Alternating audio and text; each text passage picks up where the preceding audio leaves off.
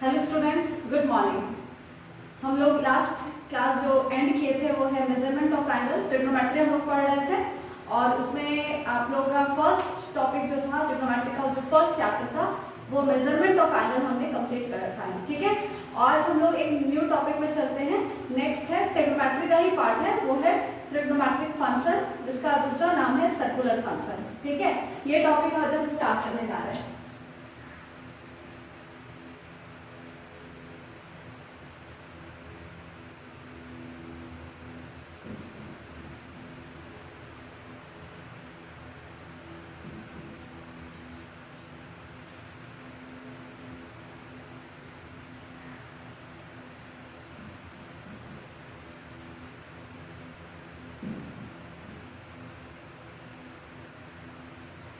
देखिए, हमारा जो टॉपिक है वो ट्रिग्नोमेट्रिक फंक्शन, जो इसका हम लोग एक और नाम से जानते हैं वो है सर्कुलर फंक्शन।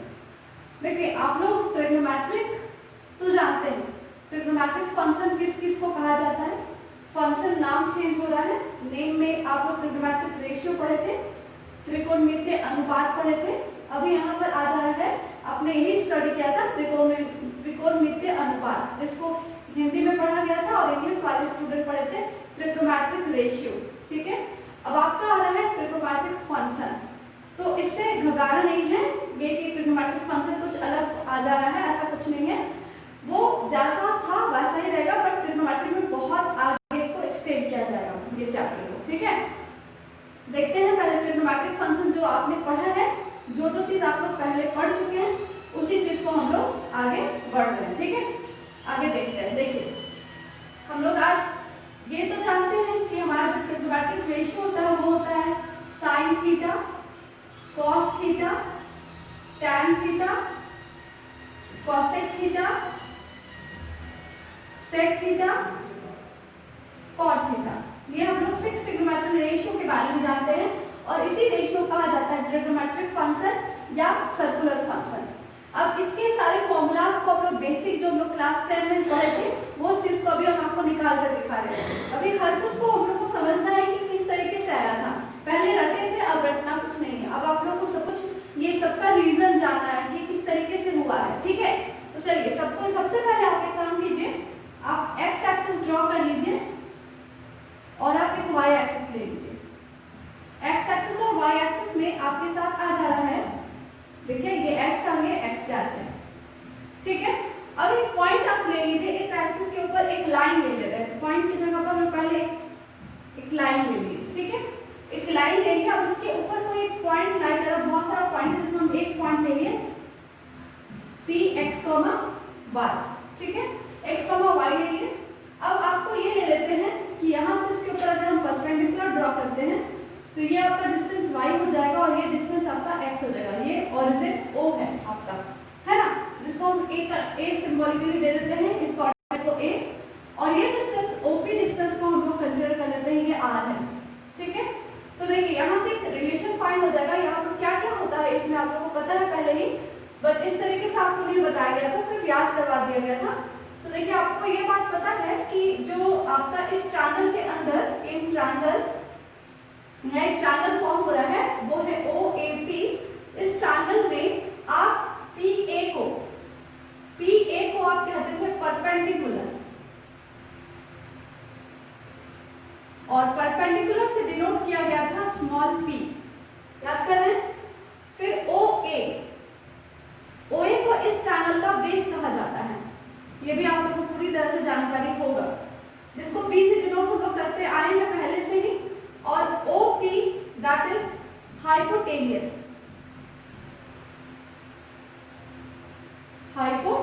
जिसको डिनोट करते हैं स्मॉल h से। ये सारा जानकारी आपको है, बट अभी हम आपको एकदम करके दिखा रहे हैं ताकि आपके माइंड में पूरा आ जाए कि ये किस तरीके से हुआ था। ठीक है, अब इस ट्रायंगल के अंदर अगर हम लोग ये देखते हैं, यहाँ पर हम लोग पाइथागोरस थ्योरम लगाते हैं।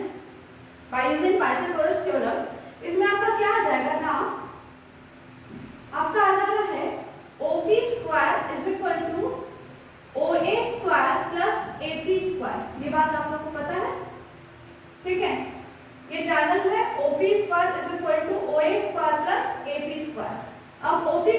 क्या माना है r, तो r square is equal to OA का वैल्यू हम लोग x है तो x square plus y square, जिससे हम लोग का r का वैल्यू जो हमने r कंसीडर किया था उसका वैल्यू भी हमने x और y के टर्म्स में निकाल दिया। ठीक है, under root x square plus y square. अब हम यहाँ से देखें अगर ये एंगल को, ये एंगल आपका इस तरीके से है, ये अगर मान लीजिए इनिशियल लाइन है और ये इसका टर्मिनल रे है, ये इनिशियल रे और ये टर्मिनल रे है और ये एंगल फॉर्म कर रहा है, ये एंगल को आप ले लीजिए थीटा। ठीक है, ये एंगल आप थीटा ले लिए, तो यहाँ से अगर आप यहाँ से अगर साइन थीटा निकालते तो साइन थीटा का सामने जो वैल्यू होता है वो p होता है और ये b है और ये h है, तो ये डिवाइडेड बाय क्या हो जाएगा, ये डिवाइडेड बाय OP, आपका आ जाएगा PA divided by OP is equal to, ये आपका आ रहा है PA को डिनोट किए थे P से, स्मॉल p से, और OP को डिनोट किया था h से।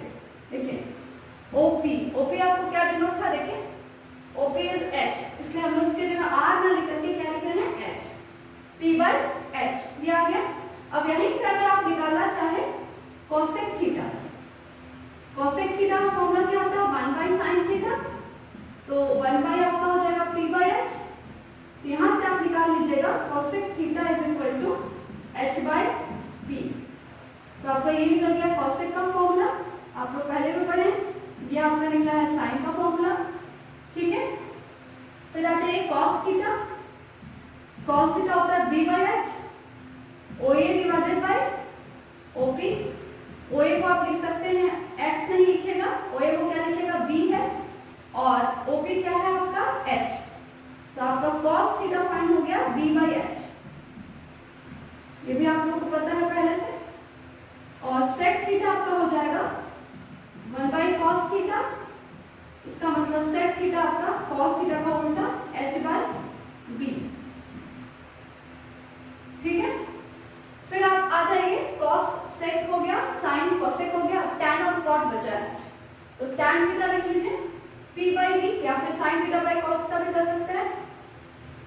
tan थीटा क्या होता है sin theta by cos theta, तो p by h divided by b by h, h cancel, तो इसका फॉर्मूला आपका फाइंड हो रहा है p by b। इस तरीके से tan थीटा का फॉर्मूला भी आया होगा p by b, और इसका उल्टा cot थीटा क्या होता है 1 by tan थीटा होता है, और जो हो जाएगा cot theta is equal to b by p। तो ये हुआ 6 ट्रिग्नोमेट्रिक रेशियो का, ये सारे फंक्शन का हम लोग फॉर्मूला ये कर लिया, और इसी 6 ट्रिग्नोमेट्रिक रेशियो को ही कहा जाता है ट्रिग्नोमेट्रिक फंक्शन। ठीक है, आगे देखते हैं।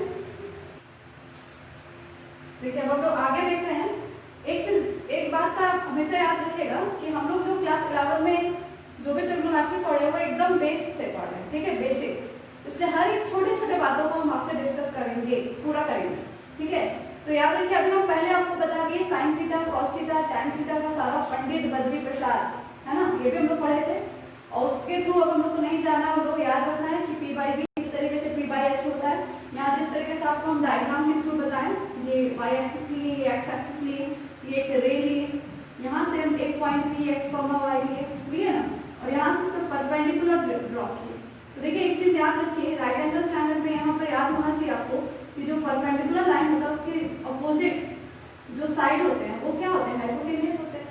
ठीक है, तो ये चीज हम लोग इसलिए इसको पूरा डिस्कस कर रहे हैं ताकि आपको एकदम बेसिक आपका रेडी हो, तब आपको आगे का मेरा क्लास अच्छे से समझ में आएगा। ठीक है, अभी देखिए हम लोग आते हैं एंगल्स में कि कितने कितने डिग्री का एंगल हुआ, क्या वैल्यू, वो जो रटे हुए हैं, जैसे उसको रटे हुए लोग रटा दिया गया हम लोग क्लास 10 से, उस चीज को भी हम पहले बार लिख करके आपको फिर से देख आपके सामने रखते हैं, उसके बाद इसका वैल्यूज निकालना आपको सिखाएंगे एक्चुअली। ठीक है, देखिए सबसे पहले यहाँ पर हम ले रहे हैं साइन थीटा है, cos theta, cosec theta, sec theta, cosec का उल्टा क्या होता है 1 बाई साइन थीटा, सेक का उल्टा 1 by cos theta, tan theta, cot theta, cot theta का उल्टा 1 बाई टैन थीटा। अब यहाँ वैल्यूज ले लीजिए, एंगल 0 डिग्री है, 5/6 जिसको 30 डिग्री कहते हैं, 5/2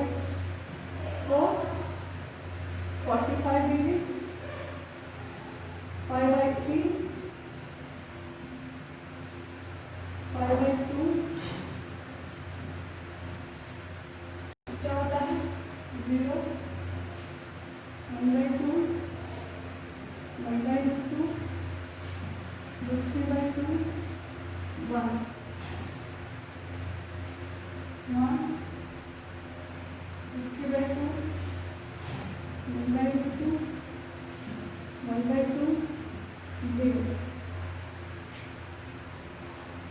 not defined, 2, 2, 2/3, 1, 1, 2/3, √2, 2, not defined.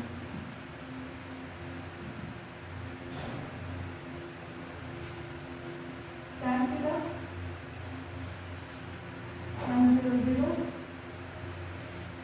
1/3, 1, √3, not defined.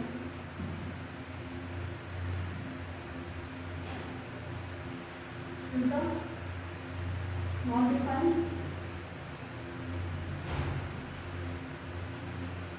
√3, 1, 1/3, आपका not defined है 0. ठीक है, ये सारा वैल्यूज आपको पहले से आप लोग जानते हैं. एक चीज आप कभी इसमें नोटिस किए हैं, ध्यान दीजिए. अभी हम कुछ आपको बताया जा रहा है. साइन 0, अगर साइन 0 है तो 0 होगा. फर्स्ट लाइन आप याद रखेंगे. ठीक है, और उसके बाद देखिए सब एक दूसरे से निकलेगा, एक दूसरे से रिलेटेड है ना.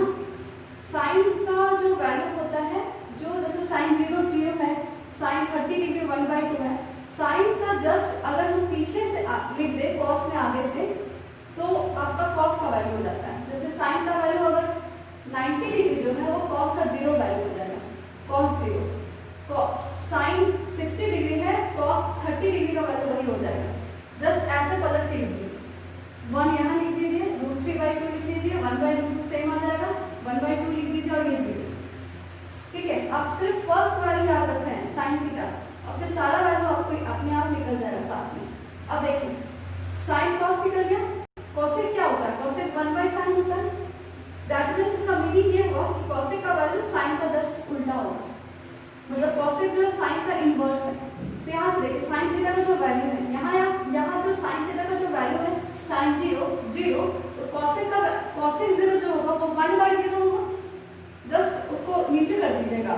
इसके नीचे क्या है? 0/1. तो उल्टा करेंगे तो 1/0 क्या हो गया? 1/0 हम लोग बोलते हैं ना इन्फिनिटी. डिनोमिनेटर का 0 जाता है, जिसको हम लिख रहे हैं नॉट डिफाइंड. ठीक है, और 1/2 को उल्टा करेंगे तो 2, 1/2 को उल्टा करेंगे तो √2, √3/2 को उल्टा करेंगे 2/3, और 1 को उल्टा करेंगे तो 1 ही आ जाएगा. तो कॉस से कर गया. अब सेक देखिए, सेक होता है कॉस का होता है, कॉस का इनवर्स होता है. यहाँ 1 को 1/1 करेंगे तो 1, √3/2 को 2/3, 1/2 को √2, 1/2 को 2, और 0 1/0 जैसे हुआ तो फिर नॉट डिफाइंड. ठीक है, अब इन दोनों में कॉस खास चीज देखिए, इन दोनों में भी कुछ रिलेशन, जैसे साइन कॉस में रिलेशन था ना कि साइन का जो भी वैल्यू होता है उसको अगर हम पीछे से लिखते हैं कॉस के वैल्यू में आगे से, वही उसका वैल्यू हो जाता है. ठीक है, ये साइन कॉस के साथ रिलेशन ये है. अब ये कॉसेक और सेक में भी वही कहानी है. देखिए कॉसेक का वैल्यू जैसे आपका कॉसेक 90 था, वही सेक 0 था. देखिए कॉसेक 60 डिग्री था, वही कॉसेक 30 डिग्री है. कॉसेक 45 डिग्री और सेक 45 बीच में आ जाता है तो √2. कॉसेक 30 डिग्री 2 है तो सेक जो है वो 60 डिग्री 2 हो जाएगा.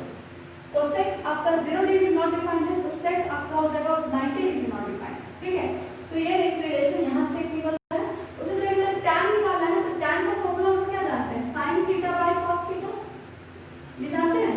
तो आपको साइन 0 और कॉस 0, अगर मान लीजिए आपको निकालना है टैन 0 का वैल्यू, टैन 0 का वैल्यू आपको फाइंड करना है. यहाँ देखिए हम यहाँ आपको करके दिखा देंगे. टैन 0 डिग्री का वैल्यू निकालना है, मतलब sine 0 degree by cos 0 degree कीजिएगा.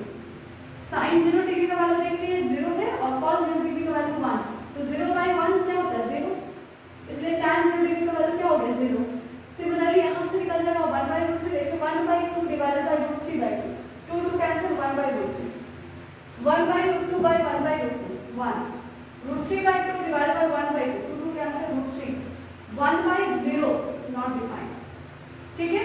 और tan का जस्ट उल्टा, cot जो होता है वो tan को मतलब होता है, देखिए इनवर्स होता है ना। तो अभी हम tan का जो 0 वैल्यू था उसको 0/1 था, तो उसको 1/0 की जरूरत है, नॉट डिफाइंड।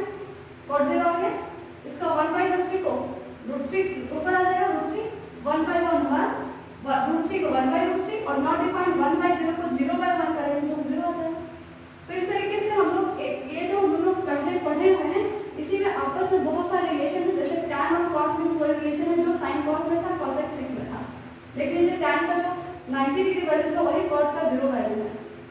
tan का जो 30 डिग्री है वही cot का आपका जो tan का 30 डिग्री है, cot का आपका अलग है 60 डिग्री वैल्यू। अब देख सकते हैं बस आगे से जो लिखा हुआ है वो अगले वैल्यू में पीछे वाला वैल्यू को आगे लिख देना है और इस तरह से रिवर्स ऑर्डर में लिख देंगे। तो आपका tan cot कैसा रिलेशन है, sin cos sec cosec sec और tan cot, तो ये हम लोग इसमें हम लोग देखेंगे, ठीक है। अब हम लोग आगे बढ़ते हुए देखते हैं कि ये जो वैल्यू हम निकाले थे पहले और इसको हम पहले से याद किए हैं कि sin 0 का वैल्यू ये होता है, cos 0 tan 0, ये सारा वैल्यू याद किए थे। अब हम लोग लर्न किए तो ठीक है, लेकिन इसका अंदर का लॉजिकली किस तरीके से मैथमेटिकली आया है इसको अभी हम लोग प्रूव करके आगे देखेंगे, ठीक है। इस तरीके से आया, ये कहीं यूज तो नहीं है लेकिन आपके लिए अच्छा है, आपके जानकारी के लिए होना चाहिए, आपकी नॉलेज के लिए होना चाहिए, इसलिए इसको हम डिस्कस करने जा रहे हैं, ठीक है। तो देखिए values of sine and cosine function, हम वैल्यूज निकालने जा रहे हैं, values of sine and cosine function. Sine और कोसाइन फंक्शन हम लोग पढ़े हैं, उसी का सारा वैल्यूज निकाल रहे हैं और साइन कोसाइन निकल जाएगा तो tan cot cosec sec सब निकल जाएगा, है ना। तो देखिए सबसे पहले आपको करना क्या है, इसके वैल्यू को निकालने के लिए आप कीजिए क्या, एक यूनिट सर्कल ड्रॉ कीजिए। अब यूनिट सर्कल हम अगर कह देते हैं तो कुछ बच्चों को समझ में नहीं आता है। यूनिट सर्कल का कहने का मतलब ये हुआ, इसका यही मतलब है कि 1 यूनिट का 1 सेंटीमीटर, यूनिट हम सेंटीमीटर ले लेते हैं, 1 सेंटीमीटर रेडियस वाले वृत्त हम खींचेंगे, सर्कल ड्रॉ करेंगे, ठीक है। 1 सेंटीमीटर या हम सेंटीमीटर नहीं बोले, यहाँ यूनिट यूज करें, 1 इकाई, 1 इकाई का त्रिज्या वाली वृत्त हम खींचेंगे, ठीक है। 1 यूनिट वाले यूनिट रेडियस के एक सर्कल ड्रॉ करेंगे, इसको कहा जाता है यूनिट रेडियस, यूनिट सर्कल, ठीक है। लेकिन हम क्या बोल रहे हैं, एक सर्कल ड्रॉ करेंगे, एक वृत्त ड्रॉ करेंगे जिसका रेडियस होगा 1 यूनिट, मतलब अगर हिंदी में बात करें तो 1 इकाई, ठीक है। ये एक सर्कल हम ड्रॉ करिए जिसका जो आपका ये होगा रेडियस होगा वो 1 यूनिट ही होगा। ये देखिए इसमें हम एक्सिस भी ड्रॉ कर लिए हैं, ये एक्स एक्सिस हुआ और ये वाई एक्सिस, ये एक्स और ये नेगेटिव एक्स डैश, ये y और ये नेगेटिव y डैश, ठीक है। यहाँ एक ओरिजिन बीच में लेंगे, सर्कल का ओरिजिन भी है और कोऑर्डिनेट एक्सिस जो हम लोग है वो x अक्ष और y अक्ष का इंटरसेक्टिंग पॉइंट ओरिजिन O भी है, ठीक है। अब देखिए सर्कल का ओरिजिन यहाँ कट कर रहा है और इसका रेडियस हम लिए हैं 1 यूनिट, ये बात को याद रखिएगा। 1 यूनिट लिए तो हम यहाँ एक पॉइंट ले लेते हैं A। अगर ये पॉइंट 1 है, ये अगर रेडियस 1 है तो इसका कोऑर्डिनेट क्या होगा, x एक्सिस के ऊपर जो भी पॉइंट होता है तो y तो 0 हो गया और x कितना बढ़ा 1, ठीक है। तो इसका कोऑर्डिनेट क्या हो गया 1 0, ठीक है। अब देखिए ये अगर ये रेडियस है तो ये भी तो रेडियस है, तो मतलब इधर से भी ये जो डिस्टेंस हो गया इसको हम b दे देते हैं, इसका भी जो डिस्टेंस है वो भी कितना है, OB भी 1 है। अब इसका कोऑर्डिनेट अगर आप निकालना चाहें, कोई पॉइंट अगर y एक्सिस के ऊपर है x 0 और y आपका कितना है देखिए 1, ठीक है, ये निकल गया। अब इधर से देखिए C पॉइंट, C देखिए ये भी तो इस सर्कल का रेडियस है और 1 यूनिट है इसलिए इसका रेडियस भी 1 ही होगा। तो अब देखिए ये पॉइंट भी x एक्सिस के ऊपर है, मतलब इसका कोऑर्डिनेट जो होगा वो आपका y तो 0 होगा ही, लेकिन ये नेगेटिव x एक्सिस है इसलिए ये जो कोऑर्डिनेट आएगा वो क्या आएगा -1 0, ठीक है। और ये आ जाएगा D पॉइंट जो y एक्सिस के ऊपर है और ये भी सर्कल का रेडियस है इसलिए ये भी 1 है, जिसकी वजह से इसका कोऑर्डिनेट क्या हो जाएगा 0, नेगेटिव है इसलिए -1। तो आपका ये सारा हम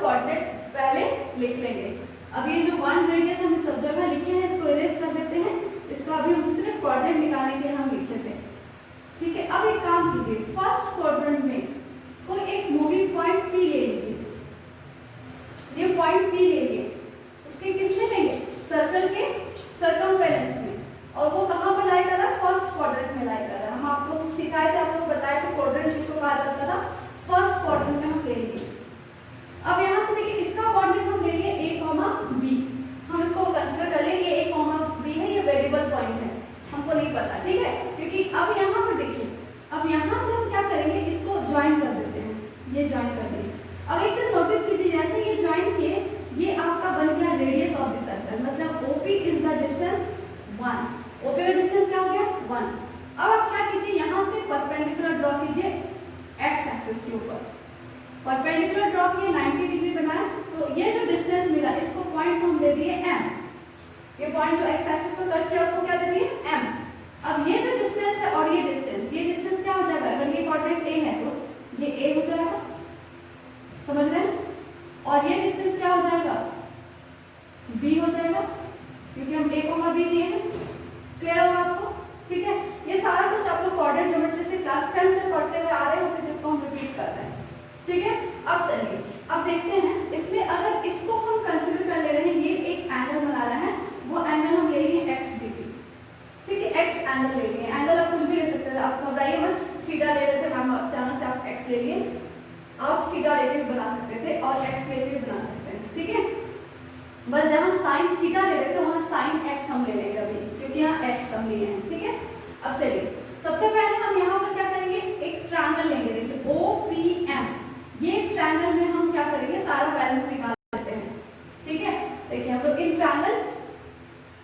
ट्रायंगल OPM, इस ट्रायंगल के अंदर sin x का वैल्यू और cos x का वैल्यू a और b के रेस्पेक्ट में हम लोग फाइंड कर ले रहे हैं, ठीक है। देखिए तो OPM sin x, अगर sin x है तो हमारा होता है फॉर्मूला, अभी तुरंत हमने आपको डिस्कस किया p/h, ठीक है। तो ये रहा p आपका, ये होता है PM परपेंडिकुलर, जिसको p कहा जाता है, ये बेस b है और ये हाइपोटेन्यूज h है, ठीक है।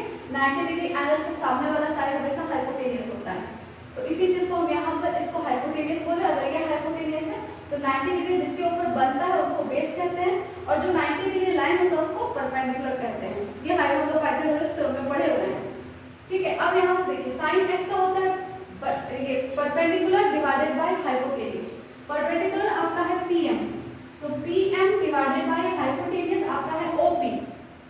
अब PM आपका वैल्यू है b और बाय हाइपोटेन्यूज, ये हाइपोटेन्यूज आपका 1 है क्योंकि OP एक रेडियस है सर्कल का, ठीक है। तो आपका sin x का वैल्यू निकल गया, sin x जो है वो आपका फाइंड हो गया b, ठीक है।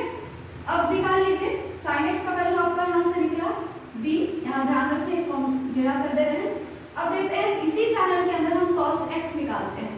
cos x होता है base divided by hypotenuse, base आपका है OM और हाइपोटेन्यूज है OP, तो OM डिवाइडेड बाय OP हम ले लेंगे। OM आपका है a और OP है आपका 1, तो cos x इस रिलेशन से हमारा बना a, ठीक है, cos x निकल गया। अब हम क्या करेंगे, ये सारा sin x और cos x तो निकल गया, अब हम एक एक करके वैल्यू निकालते हैं। देखिए first number value of sin and cosine at x is equal to 0। हम वैल्यू निकालने जा रहे हैं, values of sin and cosine at x is equal to 0। जब x का वैल्यू 0 होगा, x का वैल्यू क्या होगा 0, देखिए ये जो x एंगल है, ये x अगर 0 होगा, देखिए 0 कैसे होगा, देखिए ये इनिशियल लाइन है और ये टर्मिनल लाइन है, ध्यान से देखिएगा, ये इनिशियल लाइन है और ये टर्मिनल लाइन है।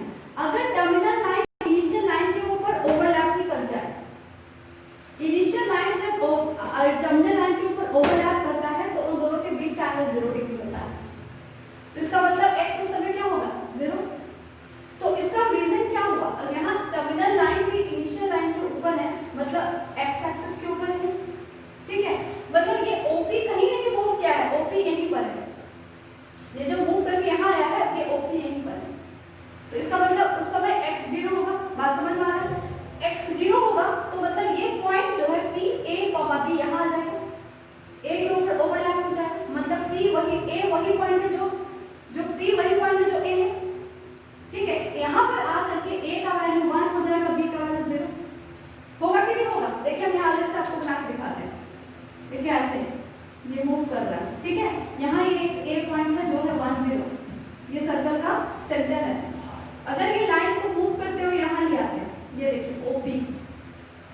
तो यहाँ पर x जो था वो x यहाँ पर आकर के क्या हो जाएगा 0 डिग्री, और ये P पॉइंट इसी A पॉइंट के ऊपर ओवरलैप हो गया। तो इसका मतलब ये जो डिस्टेंस होगा यही इसका x होगा और इसका वही जो y होगा यहाँ पर जो 0 होगा, इसलिए यहाँ 0 हो जाएगा। तो इसका मतलब ये पॉइंट वही हो गया। तो यहाँ A क्या था A और यहाँ B था, तो A का वैल्यू क्या होगा 1 और B का वैल्यू क्या होगा 0। इसलिए A का वैल्यू 1 ले लेंगे और B का वैल्यू 0 ले लेंगे, तब जब x जो है वो 0 होगा। तो यहाँ लिखिए that is A is equal to आपका आ जाएगा 1 and B is equal to आपका आ जाएगा 0। इस बात को आपको समझना पड़ेगा, A का वैल्यू 1 और B का वैल्यू 0 कैसे आया, ठीक है। अब देखिए, अब आपका साइन x का वैल्यू निकालना है, तो x क्या लिए हम 0, तो sine 0 is equal to sine 0 degree is equal to आपका क्या था B, ये B था, तो B का वैल्यू क्या है 0, मतलब साइन 0 डिग्री का वैल्यू आपका निकल गया 0। देखिए अब आपको अभी हम याद करवाए थे कि साइन 0 डिग्री का वैल्यू 0, इस तरीके से साइन 0 डिग्री का वैल्यू बनाना। और देखिए cos 0 degree is equal to क्या था A का वैल्यू क्या बन गया है जब x 0 है 1, तो cos 0 डिग्री का वैल्यू निकल गया 1, ठीक है। cos 0 और sin 0 निकल गया। इसी तरीके से अगर हमको आपको tan 0 निकालना है तो आप निकाल सकते हैं, दोनों को डिवाइड करके। cosec निकालना है तो 1/0 कर दीजिए, नॉट डिफाइन आ जाएगा, है ना। तो आपका यहाँ से आप अगर फाइंड करना चाहते हैं cosec 0 डिग्री, तो cosec 0 डिग्री आपका आ जाएगा इसका जस्ट उल्टा 1/0, इसके नीचे 1 तो 1 ऊपर आ गया 0 नीचे आ गया, जो हो गया नॉट डिफाइन। ध्यान दीजिए, आप चेक कर लीजिए आपका जो ये का वैल्यू था cosec 0 का वैल्यू आपका नॉट डिफाइंड ही लिख लेते हैं हम लोग। sec 0 का निकालना चाहें तो 1/1 1 ही होगा, ठीक है। tan 0 निकालना चाहें हम आपको निकाल के भी दिखाए थे 0/1 जो होगा 0, और cot 0 निकालना चाहें तो 1/0 जो हो जाएगा नॉट डिफाइंड। तो ये सारा वैल्यू जो अभी हम रखे थे उसको हम निकाल सके कि क्या क्या वैल्यूज होता है, ठीक है। अभी तो 0 पे देखिए। अब चलिए अब x का वैल्यू को चेंज करते हैं, यहाँ जब इसके ऊपर ओवरलैप हो गया, ठीक है। अब x का वैल्यू हम 90 डिग्री बना देंगे, x का वैल्यू 90 डिग्री बनाएंगे। अब यहाँ पर x जो है x अगर अभी तुम 0 लिए, अब आप यहाँ से निकाल लीजिए अगर ये x 90 डिग्री हो तो क्या होगा। अब चलिए हम बनाते हैं values of sine and cosine at x is equal to π/2। यहाँ पर इसी को हम इरेज कर रहे हैं, ठीक है। ये करके आपको दिखाते हैं। अगर x का वैल्यू 90 डिग्री होगा, अब सोचिए x का वैल्यू 90 डिग्री कब होगा, ये x का वैल्यू 90 डिग्री तब होगा जब ये OP terminal line initial line से मूव करके यहाँ ना रुक करके ये OB के ऊपर ओवरलैप हो जाए, मतलब y एक्सिस के ऊपर आ जाए, और ये पॉइंट मूव होकर के यहाँ तक आ जाए। तो मतलब ये A, B जो है वो इस B पॉइंट के ऊपर ओवरलैप करेगा, मतलब A का वैल्यू 0 और B का वैल्यू 1 कब होगा। क्यों यहाँ ही लाए, क्योंकि ये 90 डिग्री होता है ना, मतलब x जो है अगर 90 डिग्री ले रहे हैं तो मतलब यहीं पर आके रुका होगा, ये कंफर्म है, ठीक है। ये तो आप लोगों को कंफर्म रखना है। तो मतलब A का वैल्यू 0 और B का वैल्यू 1 इस समय आ जाएगा। वैल्यूज यहाँ सेकंड नंबर हम देख रहे हैं, values of sine and cosine at x is equal to π/2 ले लिए। इस समय आपका A का वैल्यू और B का वैल्यू चेंज करेंगे। इस समय A का वैल्यू आपका आ जा रहा है क्या, देख लीजिए 0, और B का वैल्यू क्या आ जा रहा है 1। A का वैल्यू 0 और B का वैल्यू 1, देखिए आएगा ना, क्लियर हो रहा है ना।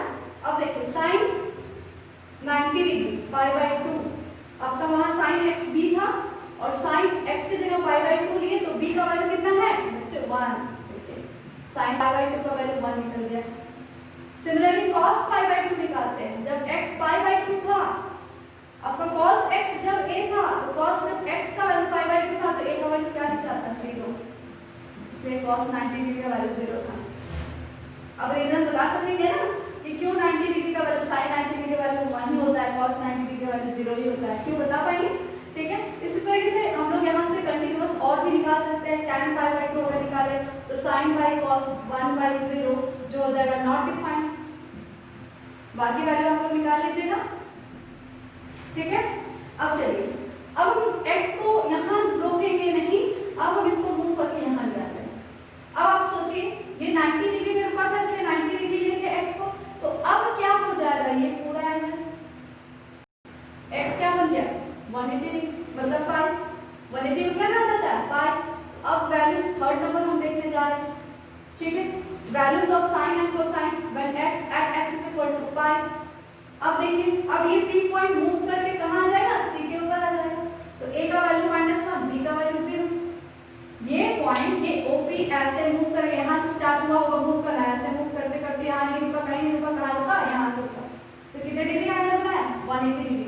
और ये p पॉइंट साथ में यहां चल रहा है, या कि यहां पर ओवरलैप किया, यहीं पर रुका, तो मतलब ये इसका a का वैल्यू -1 और b का वैल्यू 0। देखिए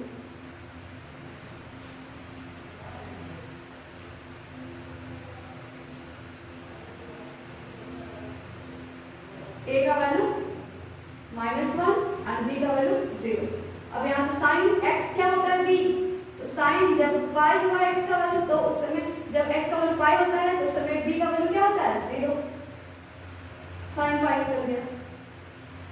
cos x का वैल्यू जब पाई है तो a का वैल्यू क्या है -1, cos पाई का वैल्यू -1। ये तो आप लोग पहले भी नहीं जानते थे, अभी आप सीखे हैं जस्ट, तो sin पाई का वैल्यू आप सीख गए, ठीक है, ये याद भी कर लीजिएगा अलग से, इतना प्रोसेस है, हमेशा थोड़ी नहीं निकालना है, ये याद भी कर लेना है, sin पाई का वैल्यू 0, cos पाई का वैल्यू -1, ठीक है। अब देखिए यहाँ से इसी तरह से आप tan पाई cot पाई सब निकाल सकते हैं। अब चलिए अब आगे देखते हैं।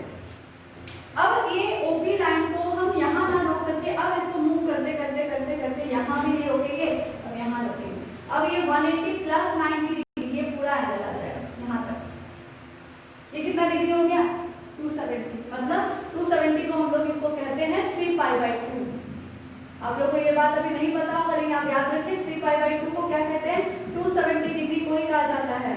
और अगर 270 डिग्री को रेडियन में चेंज करेंगे तो π/180 से मल्टीप्लाई कर दीजिए, देख लीजिए आपका आ जाएगा। देखिए आ गया 3π/2। तो इस तरीके से हम लोग 270 डिग्री को चेंज करना हम लोग सीखे हैं डिग्री से रेडियन, तो वहां से भी आपको याद होना चाहिए। तो इस समय a का वैल्यू देखिए 0 और b का वैल्यू -1, तो a का वैल्यू 0 हो जाएगा और b का वैल्यू -1 हो जाएगा। हो गया। अब देखिए sin जब x का वैल्यू 3π/2 है तो b का वैल्यू कितना था -1, उसी फॉर्मूला से निकाल दे, sin x = b cos 3π/2। तो इस समय a का वैल्यू a है cos x तो a का वैल्यू 0, इसलिए cos 3π/2 का वैल्यू भी आप सीख गए हैं। कितना कुछ सीख रहे हैं, देख रहे हैं। अब यहाँ 3π/2 नहीं, अब ये मूव करते करते करते यहाँ भी नहीं रुका, यहाँ भी रुका, कितना डिग्री का एंगल बन गया 2π, 360 डिग्री, 360 डिग्री। फिफ्थ नंबर 2π, देखिए 2π हो गया, मतलब इसको क्या कहते हैं 360 डिग्री। तो इस समय a का वैल्यू फिर से 1 और b का वैल्यू 0, a का वैल्यू 1 b का वैल्यू 0। तो आपका साइन यहाँ से हम लोग निकाल लेते हैं, sin 2π का वैल्यू आपका हो जाएगा b होता है जो कि 0 और cos 2π का वैल्यू क्या हो जाएगा 1।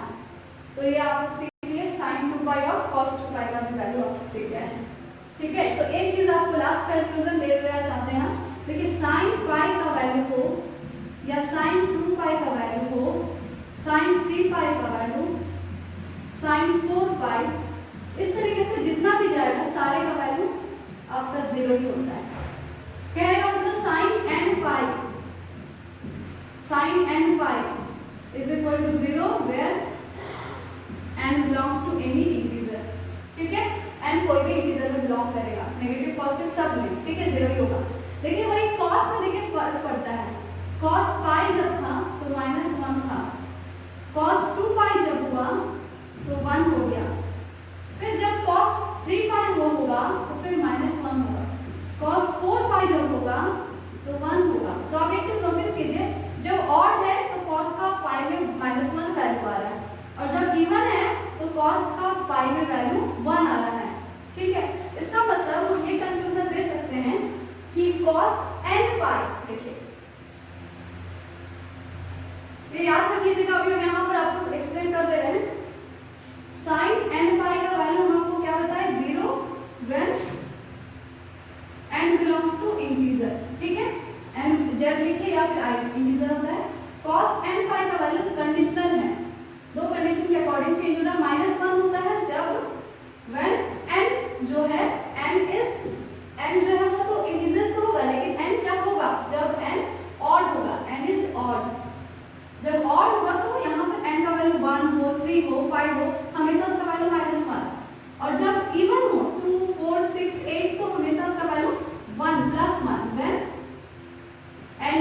इवन। जब n सम संख्या हो, सम के साथ मतलब सम होगा 2 4 6 8 डॉट डॉट, और जब विषम तो उसमें साइन का कॉस का वैल्यू क्या होगा 1, और जब ये विषम संख्या हो ऑड नंबर 1 3 5 7 तो सारे समय उसका वैल्यू क्या हो जाता है -1। तो ये बहुत अच्छा चीज आप सीख पाए हैं आज, है ना, साइन और n पाई और कॉस n पाई। ठीक है, तो यहाँ तक हम लोग अभी एंड करते हैं आज का क्लास। ठीक है, अगर आपको आज का वीडियो पसंद आया होगा, ठीक है, तो आप वीडियो को जरूर लाइक कीजिए, शेयर कीजिए, फ्रेंड्स लोग के साथ शेयर कीजिए, अपने खुद भी पढ़िए और साथ ही साथ सब्सक्राइब कीजिए और बेल आइकन जरूर दबाइए। ठीक है।